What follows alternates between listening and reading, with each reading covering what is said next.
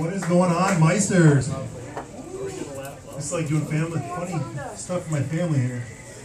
Let me see. I was flying recently, and I got bored, and I just started reading that Sky Mall magazine. Anybody ever read that catalog of crap before? So I'm looking it over, and I want to buy it a couple things. And it's weird because I'm thinking, when I'm looking at the thing over, who buys this stuff, and how come we never see it when you're on the ground? Then it hit me when I got it. I'm like, at 28,000 feet, it seems like a good idea, right? Because you have no oxygen in your head. I'm like, yeah, I could use this Doggy Dazer or this Solar Molar. And as soon as I got it on the ground, I'm like, why the hell did I buy this for? This is going straight in the garage right next to the Gazelle and the Ab Roller. At least when I bought those, I was going through a phase where I was smoking a lot of weed and watching infomercials. So I can tolerate that, but the plane thing I didn't get. But I'm looking over this whole Sky Mall magazine, and I found the best ad, and I want to share it with you guys. It was for the chocolate chip cookie diet. That's right, the chocolate chip cookie diet, because apparently it's the other cookies that get you. Can't you see it? Curse you, sugar cookies with your perfect roundness and added sugar. I didn't know you had hidden trans fat. How am I going to get rid of this? With chocolate chip cookies, yeah. And the best part about the ad, they had a testimonial on there, and it was like Ruth from North Platte, Nebraska. And it says, I lost 5 pounds on the chocolate chip cookie diet. 5 pounds, really? I dropped the deuce this morning, and I lost 10 pounds. Yeah, how about we start the I drop the deuce diet? Pretty simple. Weigh yourself, poop, weigh yourself again. Instant weight loss and twice as successful as the chocolate chip cookie diet. And I thought the only way that could really work is if it had like a Lester in it. You guys remember that stuff? Then it'd be a lot like eating Taco Bell, right? Okay, Taco Bell fans. I was, you know what really bugs me, you guys, is when people use the word axe. Like, let me axe you something.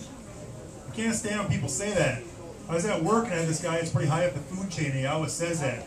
Hey, let me axe you something. We should call the customer and ask them how they're doing. And I'm like, why do you say that? He's like, well, you wouldn't understand, it's a cultural thing. I'm like, okay, I'm just like trying to picture somebody in the bushes of Africa, right? Axe. Thought that would work better? My fault. My wife told me not to do it. So anyway, so I didn't really believe him on this cultural thing, so I wanted to run a little experiment. So last Monday at work, he's like, hey, John, let me ask you, how was your weekend? I'm like, well, it was pretty good, except, you know, it's kind of windy and a couple of trees got blown over my yard. I had to run to the hardware store and purchase an ask. So he kind of looks at me like, what? I'm like, you know, an ask, like George Washington used to cut down the cherry tree. He's like, well, I'm pretty sure you mean an axe. I'm like, do I? Do I really? Let me axe you if I do. So he hasn't used it at work since, so it turns out it wasn't a cultural thing.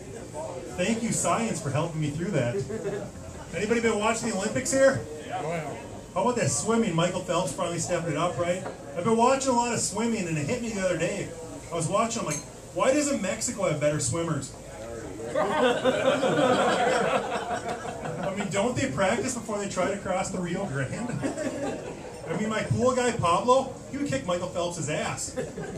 Worked hard to get across that border is what I'm saying, folks. Oh, what else do we got here? Anybody like to buy one, get one free? Like if I'm here, if I said buy one beer, get one free, you'd be all fired up, right?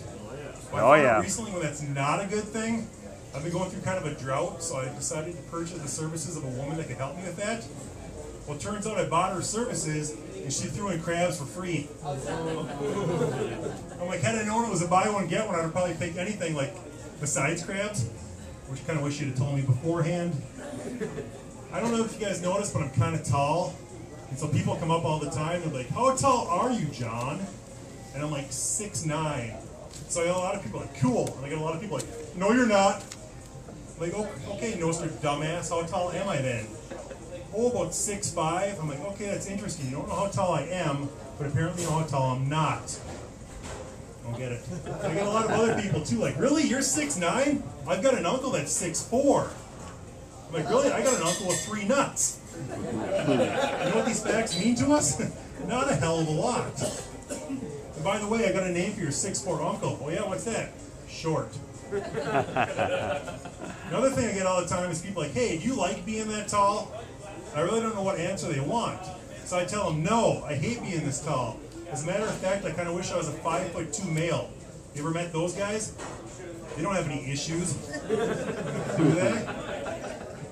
Other question, or this is what I get from older ladies a lot. I don't know if it's good or bad, but they'll be like, John, you're really well proportioned for being that tall. And I'm like, thanks, I think. But the sad part is every time somebody says that, I'm almost like, thank God they don't have x-ray vision.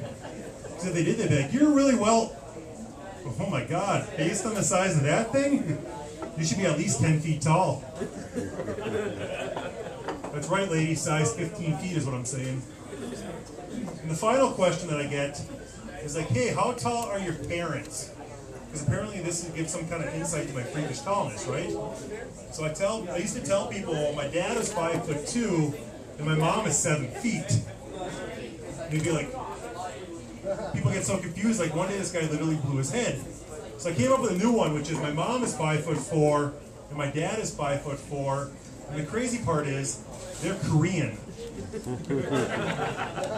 So the first question I always get is like, well, you adopted? I'm like, no, that's the best part. I'm actually their biological son. Because apparently being short skips a generation, as does being Korean. What can I say, folks? I'm the lucky one. And I'll wrap it up on this. I found the worst place ever to fart the other day. That is in my minivan on the heated seat. Because I don't know if you guys know, you fart on a heated seat, it's kind of like chocolate chip cookies, getting back to my joke earlier. You know how you cook chocolate chip cookie and you kind of have that smell sitting around for hours afterwards? Well, it's the same if you fart on a heated seat. Only the smell's not quite as good. Alright, I thought that would end stronger, but whatever, screw you guys. My name's John, thank you very much.